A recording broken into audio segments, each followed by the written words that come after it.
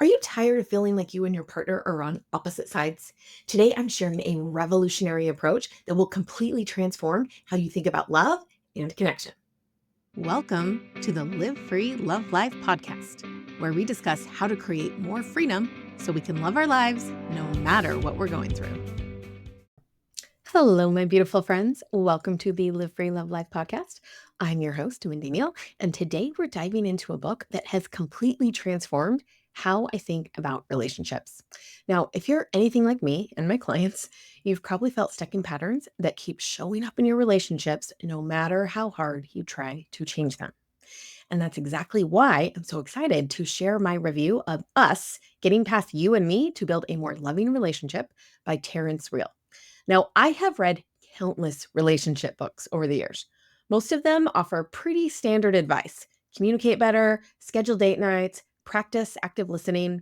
Now, don't get me wrong, these aren't bad suggestions, but they often miss the deeper issues that keep us stuck. What makes us different is that Terry Real doesn't just tell us to communicate better.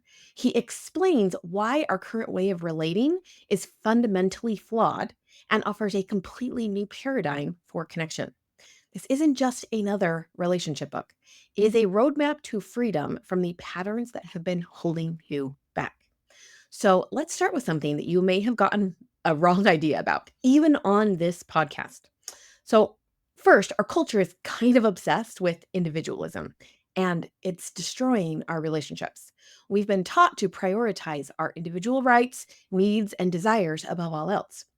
And even on this podcast, I've told you things that sound just like that. You have to cherish yourself. You have to take care of your needs. You must stop sacrificing yourself for the expense of others. Two things can be true. You really need to do all of those things. Far too many of you are people pleasing, destroying your relationship with yourself, and relying on other people for validation. But it's also true that once you learn those skills, you must swing the pendulum back the other way and think more relationally. It can't be just about you if you want to have a great relationship. So let's think about this. How many times have you found yourself locked in a battle with your partner, each of you defending your position like your life depends on it? If you're anything like me, the answer is more times than you would care to admit. Real explains that this adversarial stance, what he calls getting ready for the fight, is a direct result of our individualistic conditioning. This conditioning runs deep, affecting every aspect of how we relate to others. It's not just about obvious conflicts. It shows up in subtle ways too, like how we internally judge our partner's choices or silently keep score of their mistakes. The first step toward change is recognizing how deeply this individualistic mindset has shaped our approach to relationships. There's this amazing quote from the book that really brings this home. Real says, "You have to help your partner come through for you. Tell them how you'd like them to be. Help them win. Help your partner succeed because it's in your interest to act like a team." So, what's the solution to this individualistic mindset? Real introduces something he calls wise relational living. Instead of this battleground mentality, we start recognizing that we're not just individuals trying to get our needs met. We are part of an interconnected system where everyone's needs matter. This shift in perspective is absolutely game changing. Instead of asking who's right or whose needs matter more, we start asking what would serve our relationship. This simple shift can transform even the most heated arguments into opportunities for connection. One of the things that I really loved about this approach, it doesn't require us to abandon our individual needs. Quite the opposite. It invites us to hold both our needs and our partner's needs as equally valid and worthy of consideration. This balanced approach creates the foundation for true intimacy and lasting connection. Now, one of my favorite parts of the book is where Real explains how we develop our relationship patterns. He introduces two key players in our internal world, what he calls the adaptive child and the wise adult. So let me break these down for you. The adaptive child is the part of us that develops strategies to cope with childhood experiences. So maybe you learn to avoid conflict at all costs, or perhaps you learn to fight for every scrap of attention. These adaptations helped you survive then, but they're probably causing you problems now in your adult relationships. Then there's the wise adult. This is your mature, centered self who can respond thoughtfully rather than react automatically. Your wise adult knows how to balance individual needs with relationship needs.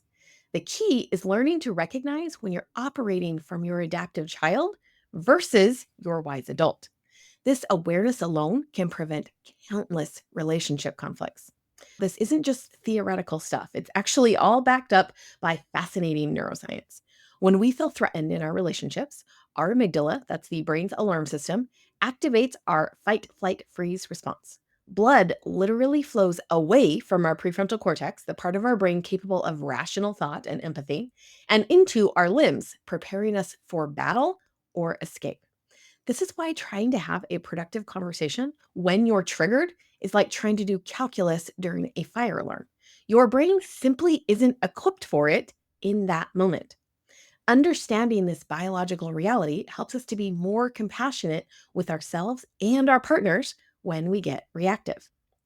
The book also incorporates insights from attachment theory, showing how our earliest relationships create templates for all future connections. If you learned as a child that expressing needs led to rejection, you might struggle to be vulnerable in your adult relationships. If you learned that conflict meant abandonment, you might either avoid all disagreements or fight life like your life depends on it. And then let's talk about trauma for a minute. Trauma isn't just about major life events. It can be as subtle as consistently having your emotional needs dismissed as a child. This small t trauma can have just as much impact on our relationships as big T trauma, like abuse or neglect. And you know how trauma shows up in our relationships? We might overreact to minor triggers, shut down during conflict, struggle to trust even when there's no danger, expect the worst from our partner, or use protective behaviors that actually harm connection. Understanding these patterns doesn't excuse harmful behavior, but it does help us approach ourselves and our partners with more compassion as we work to create healthier connections. Okay, so Real identifies 5 common behaviors that absolutely destroy relationships. So let me walk you through these. Number 1 is needing to be right. This shows up as prioritizing winning the argument over maintaining connection. It might feel good at the moment, but it slowly erodes trust and intimacy. And we're going to talk about this next week. Number 2 is controlling your partner, trying to force change instead of inspiring it. This often comes from fear, but it creates exactly what we're afraid of: distance and resistance. Number 3 is unbridled self expression, unleashing your feelings without consideration for impact. While honesty is important, dumping our emotions without regard for timing or delivery can be destructive. Number 4 is retaliation, getting even instead of getting better. This might satisfy our immediate desire for justice, but perpetuates cycles of hurt. And number 5 is withdrawal, checking out emotionally when things get tough. While sometimes we need space, chronic withdrawal slowly kills intimacy. So I'll be honest with you, I have been guilty of all 5 of these at various points. But here's what's beautiful about Real's work. He doesn't just identify these patterns, he shows us how to transform them into opportunities for connection. One of Real's most profound insights completely transforms how we handle conflict. When your partner is upset, your only job is to get them back into harmony with you. Everything else, being right, proving your point, defending yourself, becomes secondary to restoring connection. So think about how often we do things like defend ourselves against accusations, try to prove we're right, focus on the principle of the matter, insist on being understood first, or make our partner pay an emotional price. Instead, Real offers a revolutionary approach. When your partner is upset, everything else goes on hold. Your sole focus becomes restoring connection. Now, this doesn't mean you never address the issue. It means you handle it from a place of connection rather than opposition. Here is another brilliant quote from the book. Repair is not a two-way street. Almost everyone gets this wrong. When you are faced with an upset partner, this is not your turn. This is not a dialogue. Liz doesn't air all her grievances as an invitation for Phil to then air his. You must take turns. Repair goes in one direction. When your partner is in a state of disrepair, your only job is to help them get back into harmony with you, to deal with their upset and to support them in reconnecting. So good, right? To help put this principle into practice, Real provides a brilliant 5-step formula for responding to accusations from your partner. Step 1 is to acknowledge the behavior by saying, "Yes, I did that." Step 2 is to recognize the pattern by saying, "And it's not the first time." Step 3 is to take responsibility by saying, "This is something I'm working on." Step 4 is to express genuine remorse by saying, "I'm sorry." And step 5 is to offer repair by asking, "What can I do right now to help you feel better?" This formula is powerful because it disarms defensiveness, both yours and theirs. Showing that you're taking responsibility demonstrates self awareness, opens the door for repair, and prioritizes the relationship over being right. Now, while Real's 5-step formula helps us respond when our partner is upset, he also provides invaluable guidance for initiating difficult conversations through Janet Hurley's feedback wheel. This 4-part structure helps you to organize your thoughts and express hurt feelings in a way that promotes connection rather than conflict. So let me walk you through it. First, state the facts. Start with a clear, objective description of what happened. For example, you said you'd be home by 6 and arrived at 6:45 with no message while I sat with the kids waiting for dinner. Next, you share your interpretation, acknowledging that your interpretation is subjective by using phrases like, "What I make up about that is," so, for example, "What I make up about that is that you still have some narcissistic traits and that you value your time over ours." Then you express your feelings. Name your actual emotions, not your thoughts about feelings. Instead of, "I feel like you don't care," say, "I felt sad, lonely, fearful of the impact on our children, hurt, and angry." Finally, you make a specific request for repair. This crucial step, which is often overlooked, clearly states what would help you feel better. For example, "What I'd like now is for you to apologize to the kids and to me and tell me what you're going to do to not repeat this pattern." The key to using this will effectively is keeping each step concise, just a few sentences each. When expressing feelings, be particularly careful to separate actual emotions from thoughts about others' emotions. Instead of, "I feel like you're angry," say, "I make up that you're angry, and then I feel scared." Now, when I share Reels work with my clients, I often hear a few objections that reflect our deeply ingrained individualistic mindset. So let me address these head on. One common objection is, "But my partner needs to change too."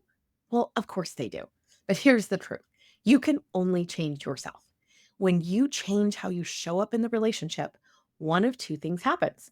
Either your partner responds positively and the relationship improves, or your partner doesn't change, but you are much more clear about your choices. Either way, you win. Another objection I hear is, "I've tried everything already."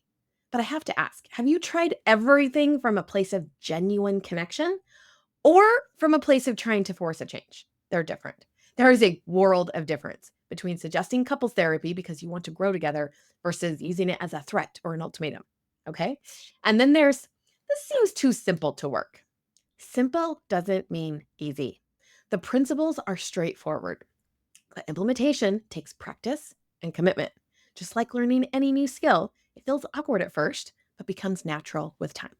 So let me give you some real world examples of how to apply Real's principles to common scenarios. Let's say your partner is upset because you're on your phone during family time. Again, the old response would be to defend. "I was just checking one thing." Or counterattack. "Well, you watch TV all evening." Or minimize. "It was just for a minute." The new response using Real's formula would be, "Yes, I was on my phone during family time. This isn't the first time I've done this. I'm working on being more present. I'm sorry. Would you like me to put my phone in the other room?" Or let's say your partner withdraws after a disagreement. Okay. The old response would be to pursue harder, get angry at their withdrawal, or withdraw yourself. The new response would be to recognize this as adaptive child behavior. Focus on reconnection before resolution, offer safe ways to connect, and stay warm while respecting space. While Real emphasizes the relationship system, he's clear that individual growth is crucial.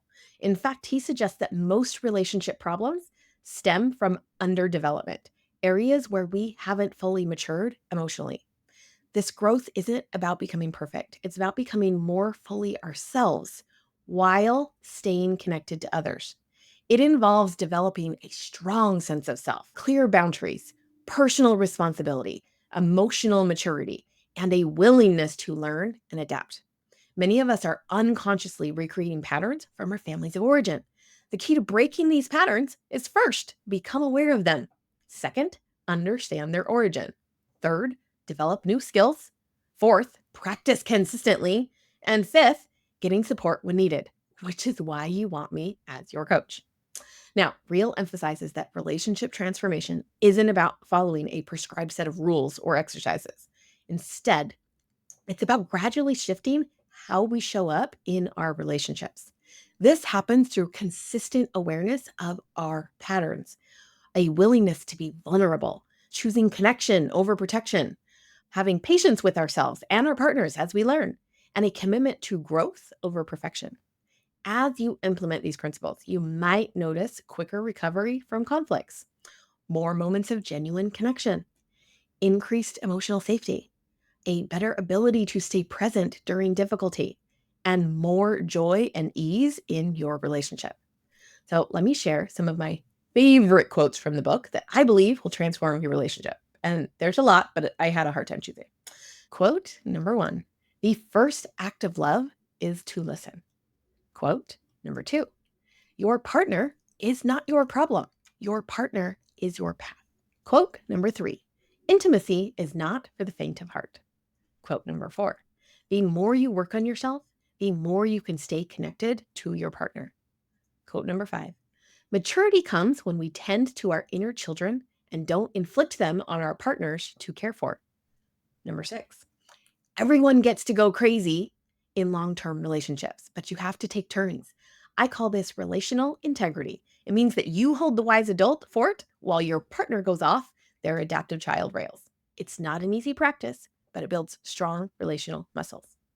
Number seven: before we can provide corrective emotional experiences for each other, we must learn how to tend to our own immature parts, to our own reactivity, to our avoidance, our long suffering, and frustration. We must master the art of relational mindfulness and retake the reins.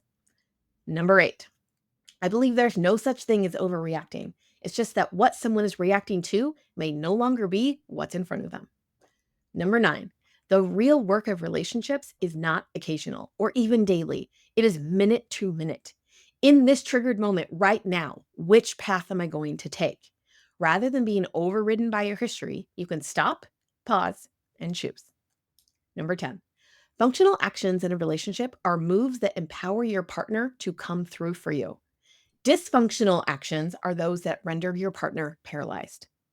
Number 11: focusing on your own relational practice optimizes our chances of making the relationship work, which is not the same as saying that we always get what we want. Digest each other's imperfections and grieve the things you wanted in your relationship that this partnership will not afford. Embrace what you do have and allow it to be enough, to be an occasion for joy. These are the grown up skills of intimacy, skills potent enough not only to transform your relationship, but ultimately to heal and remake yourself. As we wrap up today's episode, I want to leave you with some questions to reflect on. How often do you operate from your adaptive child versus your wise adult? What would your relationship look like if you focused on connection instead of correction? Which of the five losing strategies do you use most often? What patterns from your past might be playing out in your current relationship? Are you willing to prioritize the health of your relationship over being right? How might your relationship change if your only goal during conflict was getting back into harmony? Which of your adaptive child patterns most impacts your relationship? What generational patterns are you ready to break? How could you practice more relational living today? And finally, what's one small step you could take toward deeper connection? Us is more than just another relationship book. It is a paradigm shifting guide that can transform how you relate to yourself and others. If you are ready to break free from old patterns and create deeper, more fulfilling connections, this book provides both the roadmap and the tools you need. Remember, freedom in relationships doesn't come from finding the perfect partner or having all the right communication techniques. It comes from learning to choose love over fear, connection over protection, and growth over comfort. This book will show you how. Live free, love life. Thank you for watching this episode of Live Free, Love Life. Please subscribe to my channel and don't forget to like, comment, and share. See you next time.